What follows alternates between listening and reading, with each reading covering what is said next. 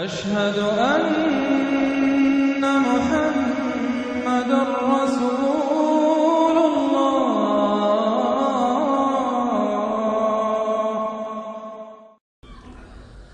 أما بعد فأعوذ بالله من الشيطان الرجيم. بسم الله الرحمن الرحيم.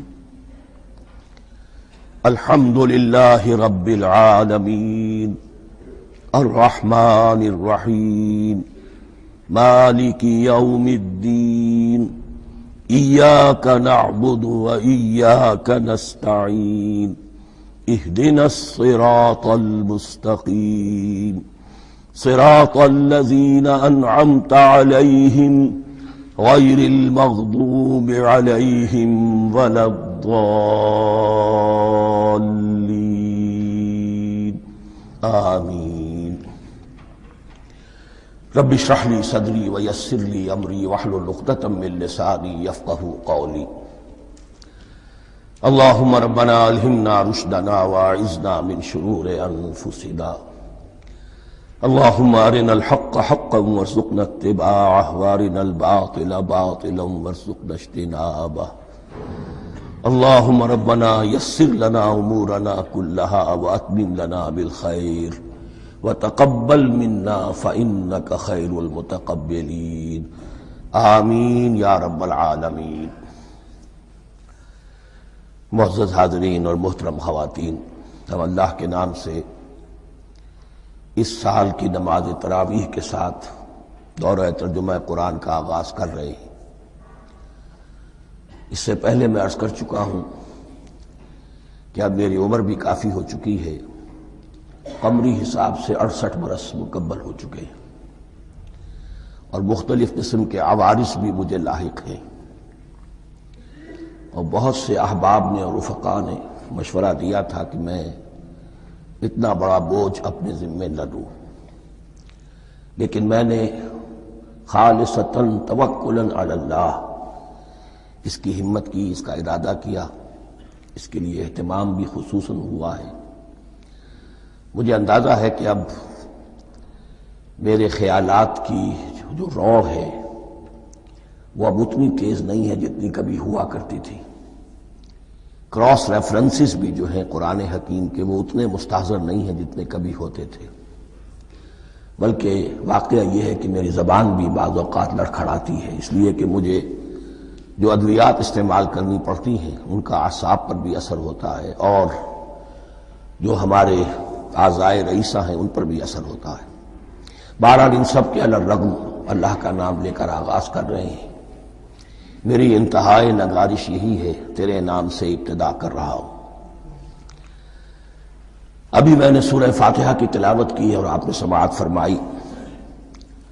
یہ سورہ مبارکہ مصحف کے اعتبار سے تو پہلی سورت ہے ہی، سب کو معلوم ہے، لیکن یہ بھی نوٹ کر لیجئے کہ یہ نزول کے اعتبار سے بھی سب سے پہلی مکمل سورت جو حضور پر نازل ہوئی وہ یہی ہے۔ اس سے قبل متفرق آیات نازل ہوئیں، 5 آیتیں سورہ علق کے آغاز میں، کچھ آیتیں سورہ قلم یا سورہ نون کے آغاز میں، کچھ آیتیں سورہ مزمل کی ابتدا کی، کچھ آیتیں سورہ مدثر کے آغاز کی۔ 5ویں وحی تقریباً اس پر اجماع ہے کہ یہ سورۃ الفاتحہ کی ہے، اور یہ مکمل سورت ہے جو حضور پر نازل ہوئی۔ سورۃ الفاتحہ کے معنی ہوئے افتتاحی سورت، فتح یفتح کے معنی ہے کھولنا، مفتاح کنجی کو کہتے ہیں، چابی کو۔ تو یہ اوپننگ سورہ آف دی قرآن، قرآن حکیم کی افتتاحی سورت۔ ویسے جیسا کہ میں تعارف قرآن کے ضمن میں عرض کر چکا ہوں، عربوں کا یہ مزاج تھا کہ جس چیز سے انہیں خصوصی محبت ہوتی تھی اس کے بہت سے نام رکھتے تھے۔ اس کے بھی بہت سے نام ہیں۔ سورۃ الفاتحہ سب سے عام ہے، لیکن الکافیہ، الشافیہ، ام القرآن، اساس القرآن، کم سے کم یہ 4 نام تو میں سمجھتا ہوں کہ ہر مسلمان کو مزید معلوم ہونے چاہیے، اور بھی بہت سے نام ہیں۔ اس سورہ مبارکہ کی بالاتفاق و بالاجماع 7 آیتیں ہیں، اگرچہ ان کی ترتیب میں کچھ اختلاف ہے۔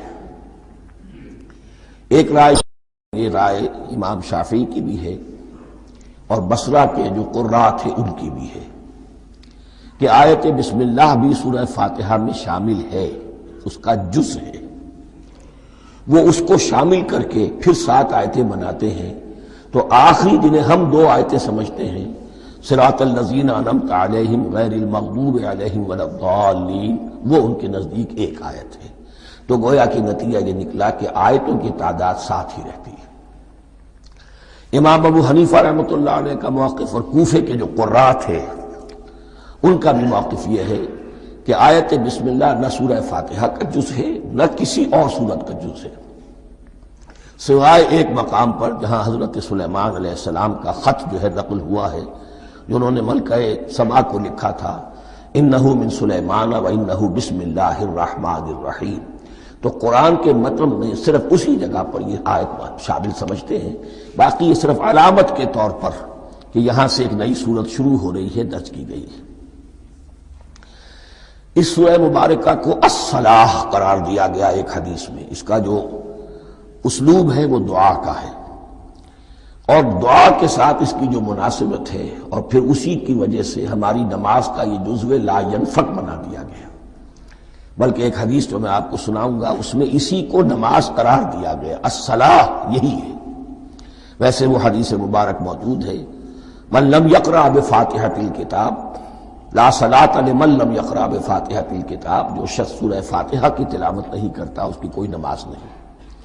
اس کے حوالے سے بھی ہمارے ہاں 2 مسلک ہیں، ذکر صرف اس لیے کر رہا ہوں کہ آپ کے علم میں ہو، ان میں کوئی بنیادی فرق نہیں ہے، کسی بھی ایک رائے کا انسان قائل اور حامل ہو سکتا ہے بغیر اس کے کہ دوسرے کو بالکل غلط قرار دے، بلکہ یہ کہ اس کے لیے بھی گنجائش اپنے ذہن میں اور اپنے دل میں رکھے۔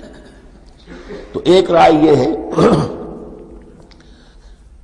کہ یہ میں کیا عرض کر رہا تھا کوئی بھول گیا ہوں،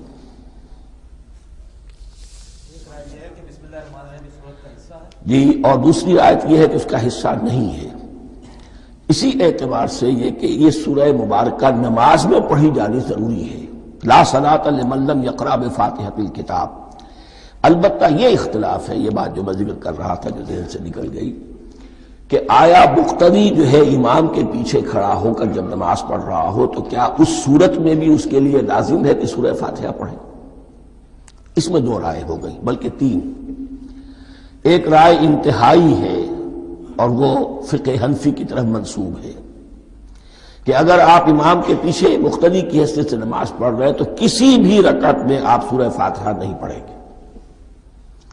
ایک دوسری بالکل برعکس رائے ہے، وہ امام شافعی رحمۃ اللہ علیہ کی ہے کہ ہر حالت میں چاہے امام جہری رکعت پڑھا رہا ہو جس میں وہ بلند آواز سے سورہ فاتحہ پڑھ رہا ہو اور چاہے وہ سری رکعت ہو، ہر حالت میں مقتدی کو بھی پڑھنی ہے۔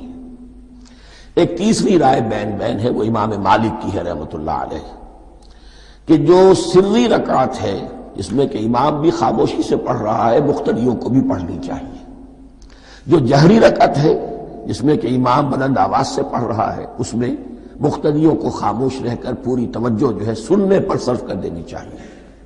اذا قرئ القرآن فاستمعوا له وانصتوا، جب قرآن پڑھا جا رہا ہو تو پوری توجہ اس کے پڑھنے پر مرکوز کر دو اور خود خاموش رہو۔ میرے اپنی رائے میں یہ تیسری رائے سب سے زیادہ صائب ہے اور اس میں کسی طرح کی بھی کوئی پیچیدگی پیدا نہیں ہوتی۔ بہرحال اس سورہ مبارکہ کا جو اسلوب ہے میں نے عرض کیا دعائیہ ہے، البتہ قرآن مجید کے علم اور حکمت کے اعتبار سے، اس کے فلسفے کے اعتبار سے ایک بات سمجھ لینی چاہیے۔ قرآن کا فلسفہ یہ ہے کہ بنیادی ہدایت ہر انسان کے دل میں موجود ہے، بالقوہ، پوٹینشلی۔ یہ جو قرآن مجید یا اللہ کی کتابیں نازل ہوتی ہیں یہ انہیں ایکٹیویٹ کرتی ہیں، وہ اندر کی جو ڈورمنٹ کانشسنس ہے، خوابیدہ شعور جو ہے اسے بیدار کر کے اور پھر یہ کہ اسے اجاگر کرتی ہیں۔ ہر سلیم الفطرت انسان اور سلیم العقل انسان، 2 سلامتی شرط ہیں۔ سلیم الفطرت، نیچر پرورٹڈ نہ ہو، فطرت مسخ نہ ہو گئی ہو، عقل سلیم ہو، ان دونوں چیزوں کا نتیجہ یہ نکلتا ہے کہ وہ انسان از خود بغیر کسی وحی کی رہنمائی کے بغیر کسی نبی کی تعلیم کے سے استفادہ کیے ہوئے از خود بھی کچھ حقائق تک پہنچ جاتا ہے۔ اور وہ حقائق کیا ہے؟ نمبر ایک یہ کہ اس کائنات کا ایک خالق ہے اور وہ ایک ہے، اور وہ تمام صفات کمال سے متصف ہے۔ نمبر دو یہ کہ انسان کی زندگی صرف یہ زندگی نہیں ہے، بلکہ ایک اور زندگی ہے کہ جس میں اس زندگی کے اعمال کے نتائج برآمد ہوں گے۔ یہ دو باتیں، اس کی زیادہ وضاحت کے ساتھ جو ہے اس کا تذکرہ آئے گا سورہ لقمان میں، جہاں حضرت لقمان کی شخصیت کا تذکرہ ہے۔ لیکن یہاں صرف یہ بات سمجھ لیجئے کہ قرآن کا فلسفہ یہ ہے کہ ہر انسان میں، ہر فرد نوع بشر میں جو اپنی ولادت کے وقت مسلم ہوتا ہے، حضور کی حدیث ہے کل مولود یولد علی الفطرہ ابواہ یحودانہ او ینصرانہ او یمجسانہ، ہر بچہ نوع انسانی کا فطرت اسلام پر پیدا ہوتا ہے، وہ فطرت کے اندر وہ ہدایت ودیت ہے۔ اب اگر وہ فطرت بس نہیں ہوئی اور عقل جو ہے وہ صحیح رخ پر کام کر رہی ہے تو ان دو حقائق تک وہ انسان خود پہنچ جائے گا۔ لیکن ان دونوں حقائق تک پہنچنے کے بعد اب وہ دست بستہ دعا کرے گا کہ اے رب اب مزید ہدایت تو مجھے عطا فرما۔ ایک تو یہ کہ میں کیا کروں کیا نہ کروں، میری عقل اس میں ٹھوکر کھا سکتی ہے، میں کسی اچھی چیز کو بری سمجھ سکتا ہوں، کسی بری کو اچھی سمجھ سکتا ہوں، تو مجھے صحیح راستہ، صحیح راہ ہدایت پر چلا۔ یہ دعا ہے جو انسان کرتا ہے جبکہ وہ ایمان باللہ اور ایمان بالآخرہ تک خود پہنچ چکا ہوتا ہے، اور یہ سمجھتا ہے کہ صحیح زندگی کا رخ یہی ہے کہ جس رب کو میں نے پہچانا ہے کہ وہ اس کائنات کا خالق ہے اور مالک ہے اور رب ہے، میں اس کی بندگی کروں، اس کی اطاعت کروں، اس کا حکم مانوں، اس کے راستے پر چلوں۔ لیکن وہ راستہ کون سا ہے؟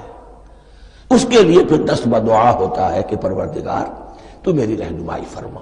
یہ مقام ہے کہ جہاں آپ سمجھ لیجئے اپنے آپ کو بھی آج اس جگہ پر تصور کرتے ہوئے پھر اس سورہ مبارکہ کو پڑھیے کہ آپ اس مقام پر اللہ کے فضل و کرم سے پہنچ چکے ہیں کہ اللہ کو آپ نے پہچان لیا اور اس کی توحید کو جان لیا، اس کی جملہ صفات کمال سے آپ واقف ہو گئے۔ آپ یہ بھی جان گئے کہ بڑھ کر اس کے حضور میں حاضر ہونا ہے اور وہ حساب کتاب لے گا۔ پھر آپ نے یہ عہد بھی کر لیا کہ اب زندگی گزارنی ہے اس رب کی بندگی میں، اسی کی فرما برداری میں۔ اب یہاں کھڑے ہو کر آپ پوچھتے ہیں کہ اللہ مجھے وہ تفصیلی ہدایت عطا فرما، ایسا نہ ہو کہ کبھی میں کسی راستے پر چلتا ہوا کسی پگڈنڈی پر مڑ جاؤں اور وہ تھوڑی سی جو ڈیویشن ہو میرے راستے کی وہ میری عاقبت کو برباد کر دے۔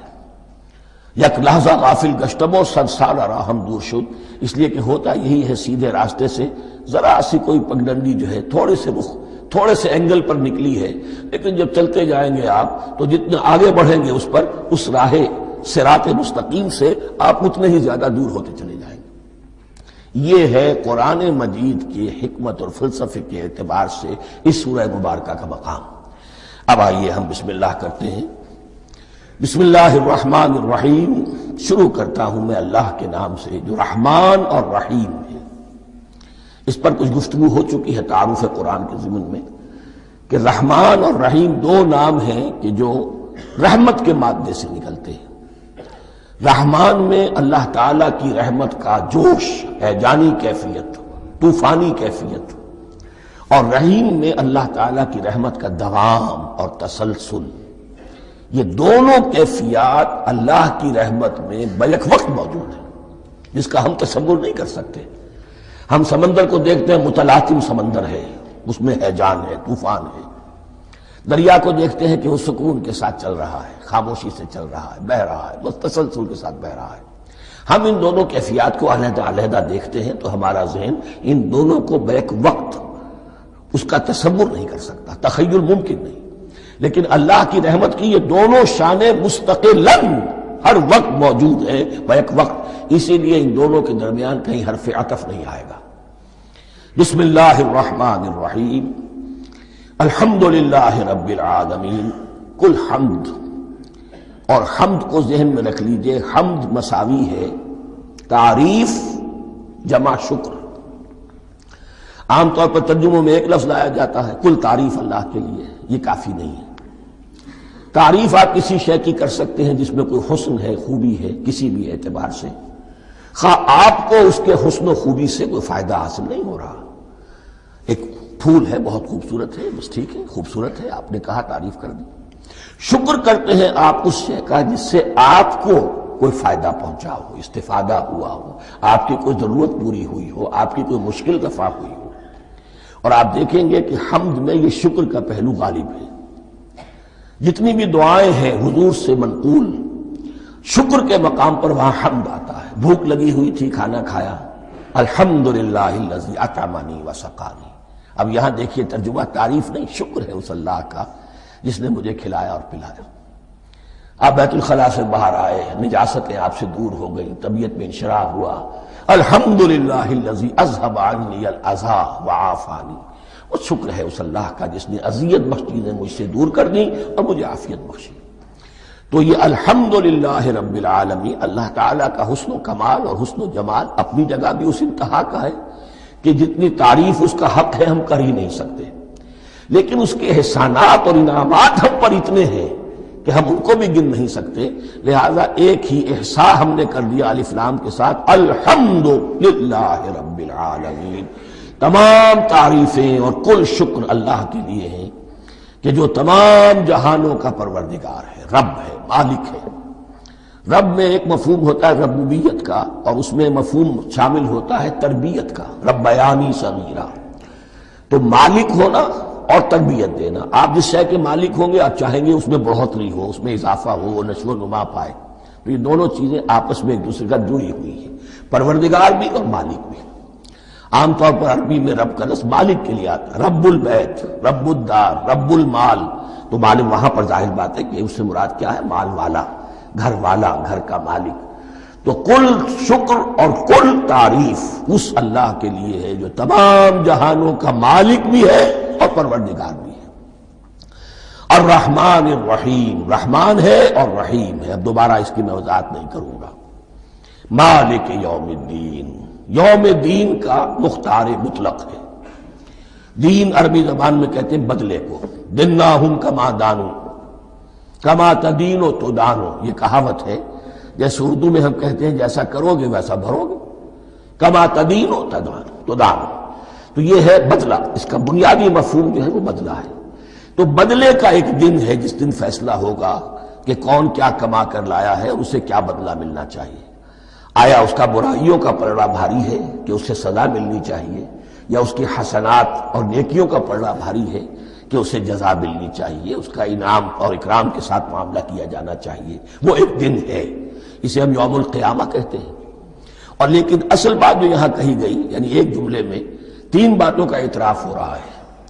بعث بعد الموت، ایک دن آئے گا کہ ہم مرنے کے بعد تمام انسان اٹھا لیے جائیں گے، پھر حساب و کتاب، پھر اللہ کے ہاں حاضری ہوگی اور حساب کتاب ہوگا۔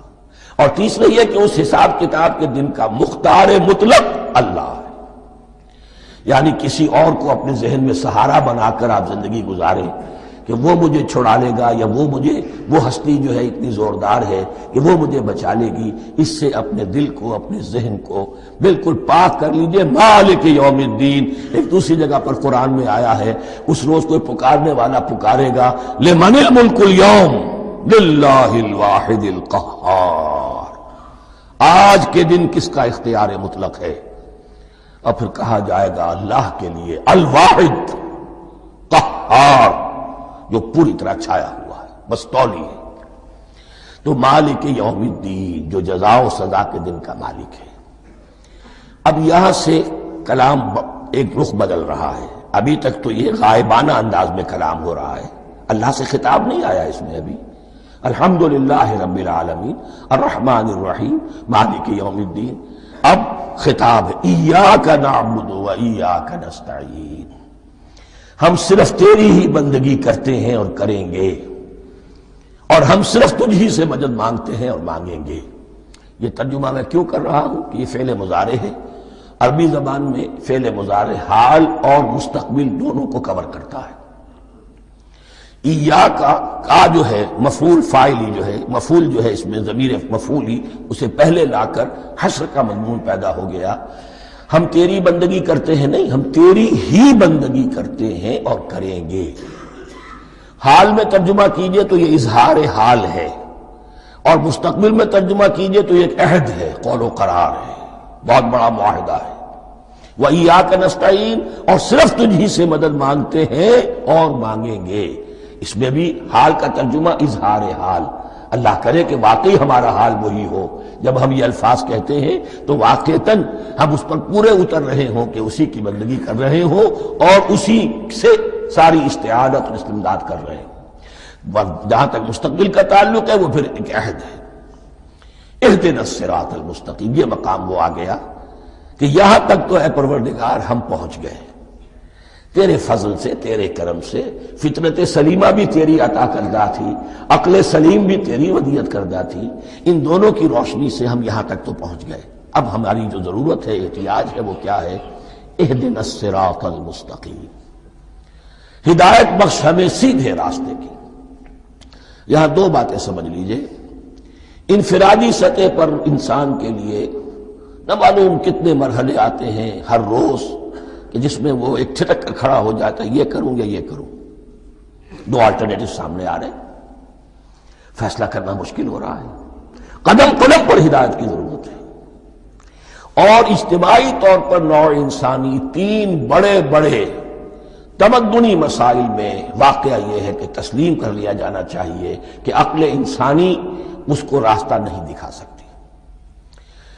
عام معاشرتی سطح پر مرد اور عورت کے درمیان حقوق اور اختیارات کا کیا توازن ہو، ناممکن ہے، انسان طے نہیں کر سکتا۔ انسان یا مرد ہے یا عورت ہے۔ عورت سوچے گی اپنے جذبات کا، اپنے خیالات کا لحاظ رکھے گی، مرد کے جذبات و احساسات کا اس کا کوئی تصور ہی ممکن نہیں۔ مرد سوچے گا اسے اپنے احساسات معلوم ہے، لیکن یہ کہ عورت کے احساسات سے وہ نابلد ہے، ان کو محسوس کر ہی نہیں سکتا۔ لا محالہ وہ اپنے بارے میں وہ جو بھی نظام بنائے گا اس میں وہ اپنی بالادستی رکھے گا۔ وہ تو ایک ہی ہستی ہو سکتی ہے کہ جو دونوں کی خالق ہے، مرد کی بھی عورت کی بھی، اور اس کو دونوں سے محبت ہے، دونوں کا خیر خواہ ہے، دونوں کا رب ہے، دونوں کو پروان چڑھانا چاہتا ہے۔ اسی طرح فرد اور معاشرہ یا ریاست، حکومت اور ریاست ہمیشہ یہ چاہتی ہے کہ سارے اختیارات ہمارے ہاتھ میں آ جائیں، ٹوٹلیٹیرین سوسائٹی ہو، بس ہم حکم دیں اور لوگ اس پر چلیں۔ افراد یہ چاہتے نہیں، ہمیں آزادی ہونی چاہیے۔ اب آپ دیکھیے کہ دنیا میں کتنے جھگڑے چلتے ہیں اسی پر، فریڈم فریڈم فریڈم۔ وہ فریڈم واقعتاً اپنی جگہ پر ایک شے ہے، افراد کی آزادی ہونی چاہیے، لیکن افراد کی آزادی اتنی نہ ہو جائے کہ وہ مادر پدر آزاد ہو جائے، کوئی قانون، کوئی قاعدہ، کوئی اخلاقی کوئی حدود اور قیود جو ہے ان کا پابند نہ رہے۔ تو اب کہاں ہے وہ نقطہ اعتدال کہ جس میں انسان کی انفرادی آزادی، انفرادی اختیار اور ادھر اجتماعی مصلحتیں جو ہیں ان کو بیلنس کیا جا سکے؟ انسان طے نہیں کر سکتا، صرف اللہ ہی اس کے لیے نظام دے سکتا ہے۔ تیسرا مسئلہ ہے سرمایہ اور محنت، اس میں کیا توازن ہو؟ سرمایہ اور محنت دونوں مل کر کچھ بنا رہے ہیں، کچھ پروڈیوس کر رہے ہیں۔ اب اس میں نفع جو ہوا ہے اس میں سرمایہ کا کتنا حصہ ہونا چاہیے اور لیبر کا کتنا ہونا چاہیے، کون طے کر سکتا ہے؟ اس کے لیے بھی کہ ایسا نہ ہو کہ سرمایہ داری جو ہے آکاش بیل بن کر پورے معاشرے پر چھا جائے، اور غریب بیچارہ، مزدور بیچارہ، کاشتکار بیچارہ وہ گویا کہ چکی کے دو پارٹوں میں پس کر رہ جائے، اس کی کوئی حیثیت نہ رہ جائے۔ لیکن یہ کہ دوسری طرف اگر یہ کہ مزدور کا جو حق ہے اس سے زیادہ اس کو دے دیا جائے تو سرمایہ جو ہے وہ سکڑ جائے گا، شائی ہو جائے گا، وہ پھر میدان میں نہیں آئے گا۔ کیا کیا جائے؟ کون سا نقطہ عدل و اعتدال ہے؟ یہ تین مسائل ایسے ہیں، اہدنا الصراط المستقیم۔ تو یوں سمجھیے کہ ایک جو بنیادی ہدایت تھی، ایک اللہ کو پہچان لینا، یہ جان لینا کہ کل حسن و جمال اور تمام انعام و اکرام کا منبع اس کی ذات ہے، وہ رحمان ہے اور رحیم ہے، اور یہ جان لینا کہ مرنے کے بعد جی اٹھنا ہے، حساب کتاب ہے، فیصلہ ہوگا جزا و سزا کا، اور مختار مطلق اس دن کا اللہ ہے۔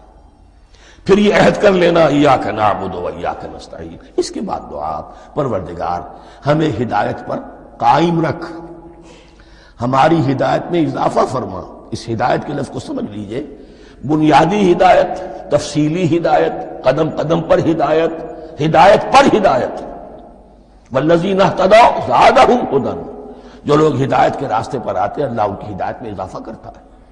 تو یہ قدم قدم پر ہمیں ہدایت کی ضرورت ہے اور مرحلہ وار ضرورت ہے. ہدایت اس کو بھی کہتے ہیں کہ کسی نے آپ سے کوئی پتہ پوچھا، آپ نے کہا ادھر جانا، پھر دوسری گلی میں مڑنا، پھر جانا 2-3 لائٹیں چلے جانا، پھر مڑنا وغیرہ وغیرہ، یہ بھی ہدایت ہے. نظری طور پر آپ نے بتایا ہے. ایک ہدایت یہ ہوئی کہ بھائی میں چلتا ہوں آپ کے ساتھ، میں آپ کو وہاں تک پہنچا دوں گا تاکہ آپ کو دقت نہ ہو، آپ نے منزل تک پہنچا دیا. ان دونوں کے درمیان، یہ تو میں نے ایک فرد کی مثال دی ہے، اللہ اور بندے کے درمیان نہ معلوم کتنے مراحل ہیں ہدایت کے. تو کسی وقت بھی انسان اپنے آپ کو ہدایت خداوندی سے مستغنا نہیں سمجھ سکتا، اور نہیں تو پروردگار جو ہدایت دی ہے اس پر ہدایت پر قائم رکھ. کیا پتہ شیطان کا کوئی حملہ، کیا پتہ ہمارے نفس کی کوئی شرارت کسی ایسے رخ پر ہمیں ڈال دے کہ اب تک کی ساری کمائی بھی ضائع ہو جائے. لہذا یہ نہ سمجھیے کہ جب یہ ساری چیزیں ان کو معلوم تھی، ان چیزوں کا تو اقرار کر رہے تو اب ہدایت کون سی مانگ رہے ہیں.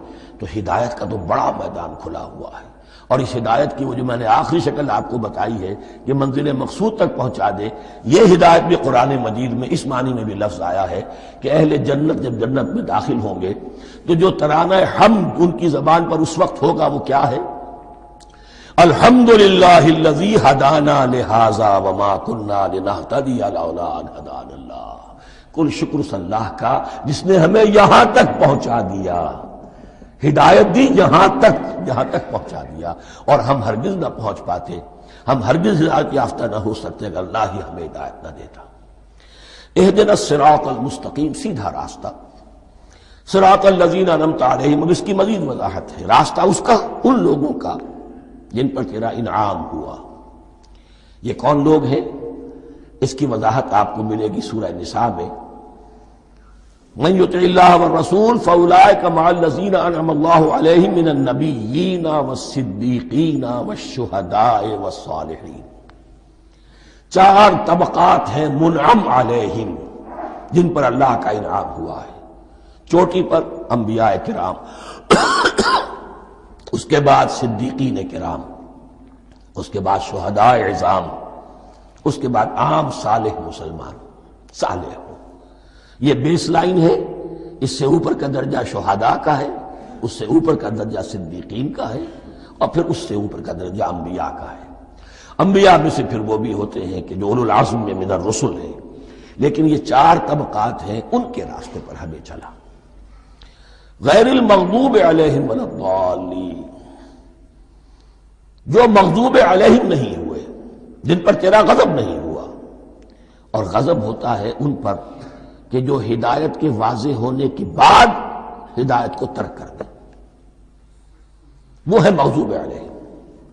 جنہیں ہدایت مل گئی ہو، ہدایت کو پہچان لیا ہو، پھر اپنی شرارت نفس کی وجہ سے، اپنی نفسانیت کی وجہ سے، اپنے تکبر کی وجہ سے، اپنے حسد کی وجہ سے وہ اس حق کو رد کر دیں، اس کو ترک کر دیں. ان پر اللہ کا غضب آتا ہے.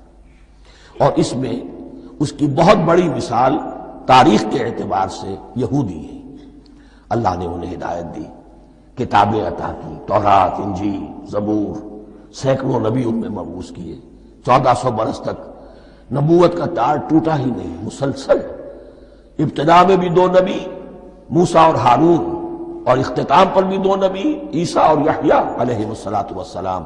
اور ان کے مابین کوئی لمحہ نہیں آیا ہے تاریخ بنی اسرائیل میں جبکہ کوئی نہ کوئی نبی موجود نہ ہو.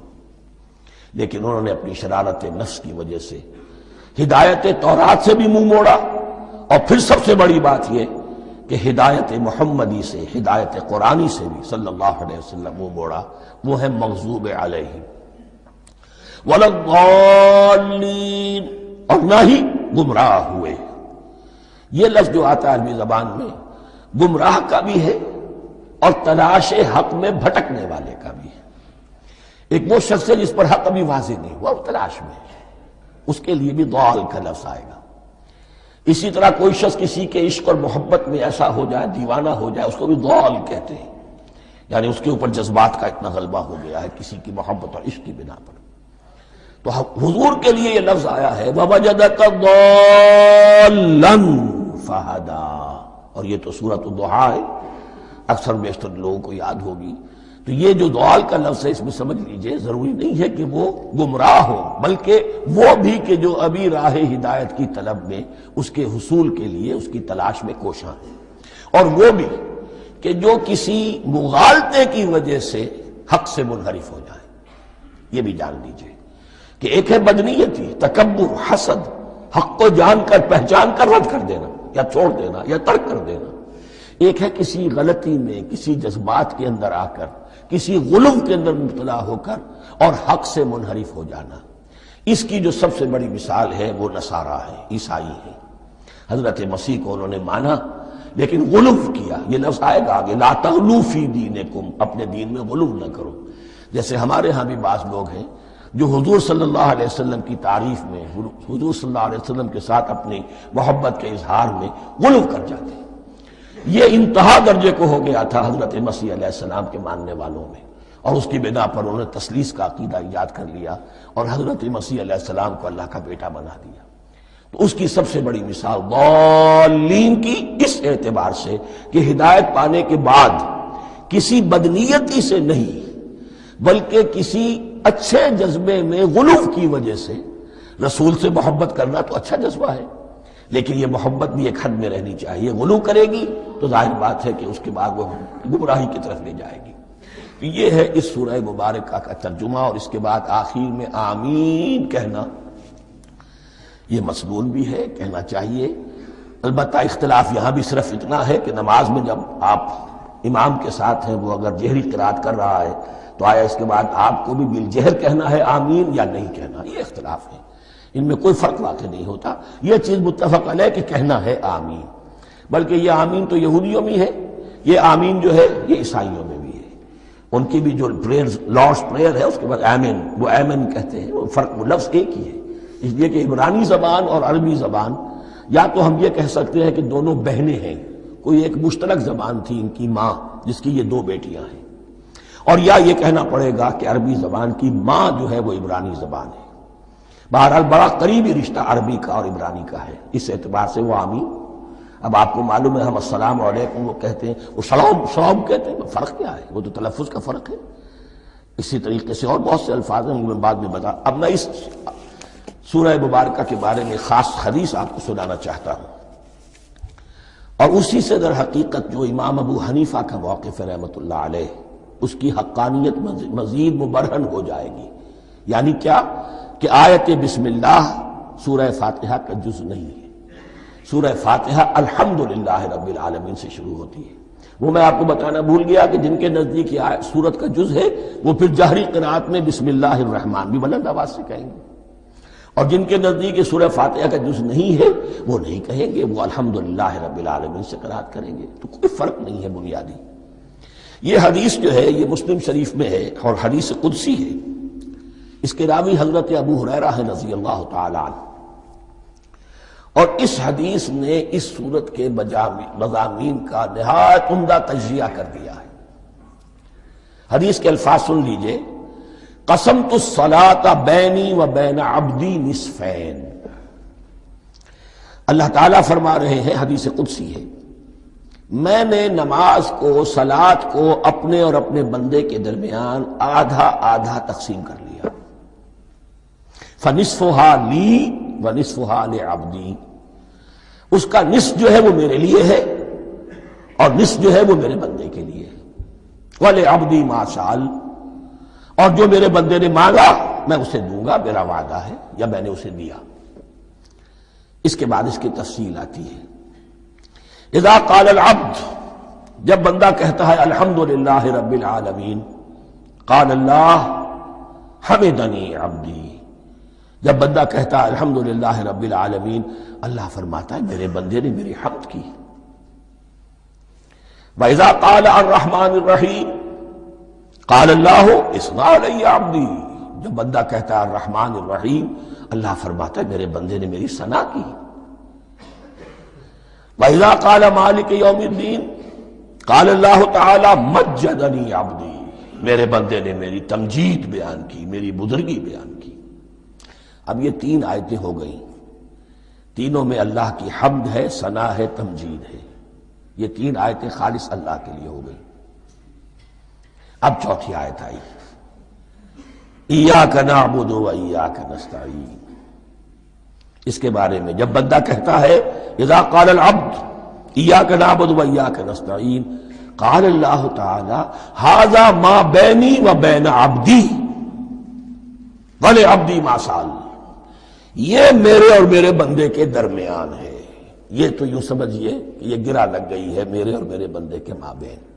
اس نے مجھ سے قول و قرار کیا ہے، اس نے میری بندگی کا اعتراف کیا ہے، اس نے تسلیم کیا ہے کہ میری ہی بندگی کرتا ہے اور کرے گا، اور مجھ سے مدد چاہیے ہے. ھذا ما بینی و بین عبدی، یہ معاہدہ ہے. معاہدہ 2 فریقوں کے مابین ہوتا، یہ میرے اور میرے بندے کے مابین ہے. وَلِ عَبْدِي مَا سَأَلَ، اور میں نے اپنے بندے کو دیا جو اس نے مانگا. وہ میری مدد چاہتا ہے، میری مدد اس کے شامل حال رہے گی. فَإِذَا قَالَ، اور جب بندہ کہتا ہے اهْدِنَا الصِّرَاطَ الْمُسْتَقِيمَ صِرَاطَ الَّذِينَ أَنْعَمْتَ عَلَيْهِمْ غَيْرِ الْمَغْضُوبِ عَلَيْهِمْ وَلَا الضَّالِّينَ، قَالَ اللَّهُ تَعَالَى هَذَا لِعَبْدِي وَلِعَبْدِي مَا سَأَلَ. یہ 3 آیتیں یہ میرے بندے کے لیے ہیں. اهْدِنَا الصِّرَاطَ الْمُسْتَقِيمَ، اسی صراط مستقیم کی وضاحت ہے مثبت. صراط الذین انعمت علیہم، اسی صراط المستقیم کی وضاحت ہے منفی انداز میں، غیر المغضوب علیہم ولا الضالین. یہ سب میرے بندے کے لیے ہے اور میں نے اپنے بندے کو دیا جو اس نے مانگا. اس کو میں نے ایک مرتبہ یہ ترازو کی شکل میں اس کو لکھوایا تھا. دیکھیے یہ ایاک نعبد و ایاک نستعین، یہ ہے وہ ترازی کی وہ ڈنڈی. واو جو ہے ایاک نعبد و ایاک نستعین، واو جو ہے گویا کہ وہ مٹھ ہے جس سے کہ ترازو کو پکڑا جاتا ہے.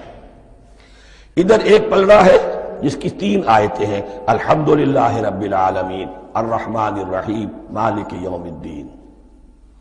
اس کا نتیجہ کیا نکلا؟ ایاک نعبد. آپ نے شاید یہ سنا بھی ہو، ایک بہت ہی عمدہ قرات کا جو ریکارڈ ہے قاری عبدالباسط عبدالصمد کا، وہ یہیں سے چل کر سورہ فاتحہ کی قرات کر کے ایاک نعبد پر آ کر رکتا ہے. الحمدللہ رب العالمین الرحمن الرحیم مالک یوم الدین ایاک نعبد. گویا کہ یہاں یہ صورت بالکل ہاف ہو گئی ہے. 3 آیتوں میں اللہ کی حمد ہے، ثنا ہے، تمجید ہے، جس کا نتیجہ ہم تیری ہی بندگی کرتے ہیں، تیری ہی اطاعت کریں گے. لیکن اب اس کے بعد سوال ایاک نستعین، اسی کی جو استعانت کیا درکار ہے ہمیں؟ ہدایت. ہدایت سب سے بڑی استعانت ہے، ہدایت ہی تو سب سے بڑی مدد ہے. اهدنا الصراط المستقیم صراط الذین انعمت علیہم غیر المغضوب علیہم ولا الضالین. یہ ایاک نستعین کے حکم کے ساتھ یہ 3 آیتیں آ گئیں. اهدنا الصراط المستقیم صراط الذین انعمت علیہم غیر المغضوب علیہم ولا الضالین. قسمت الصلاة بینی و بین عبدی نصفین فنصفها لی ونصفها لعبدی ولعبدی ما سأل. اللہ تعالیٰ اس سورہ فاتحہ کا جو اصل مفہوم ہے وہ بھی ہمارے ذہنوں پر، ہمارے شعور کی سطح پر اسے اجاگر کیے رکھے. ہمیں توفیق دے کہ جب بھی پڑھیں، جب بھی سنیں تو وہ کیفیت اگر ہو جائے. اس لیے کہ ایک حدیث ہے کہ الصلاۃ معراج المومنین، نماز تو اہل ایمان کے حق میں معراج کے درجے میں ہے.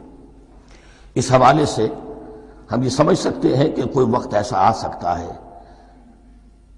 کہ انسان کو واقعتاً، روح انسانی واقعتاً اللہ کے یہ جواب سنے. انہونی بات نہیں ہے. ہوتا ہے خطاب آخر، اٹھتا ہے حجاب آخر، کرتے ہیں خطاب آخر. یہ تو ہوتا ہے. مخاطبہ الہی ہے تو میں نے عرض کیا کہ ثابت ہے. مخاطبہ، محادث اور تحدیث اللہ بندوں سے کلام کرتا ہے.